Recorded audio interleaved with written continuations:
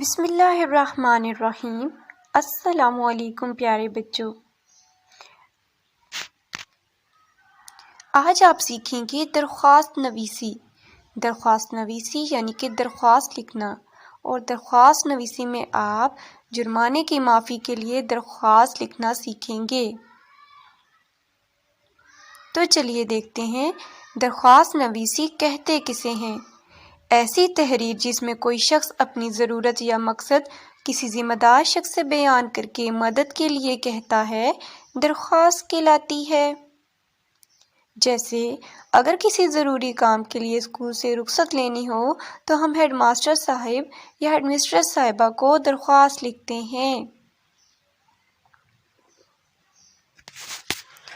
Head master صاحب یا head mistress صاحبہ کے نام جرمانے کی معافی کے لیے درخواست۔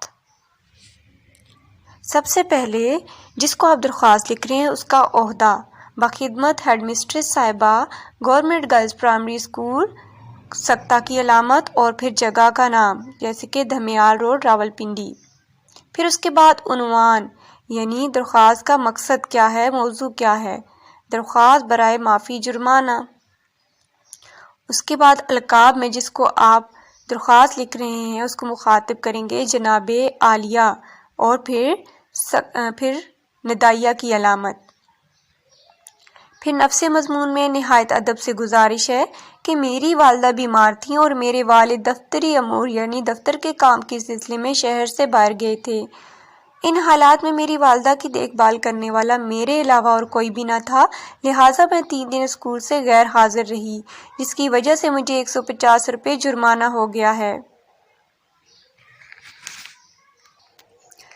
برائے مہربانی میرا جرمانہ معاف فرمایا جائے یا معاف فرمائیں۔ آئندہ میں کوشش کروں گی کہ بغیر اطلاع کے کوئی چھٹی نہ کروں۔ نفس مضمون کے بعد آپ لکھیں گے عین نوازش ہوگی، چاہے دائیں طرف لکھیں چاہے بائیں طرف، لیکن نیچے والی لائن پہ آپ لکھیں گے۔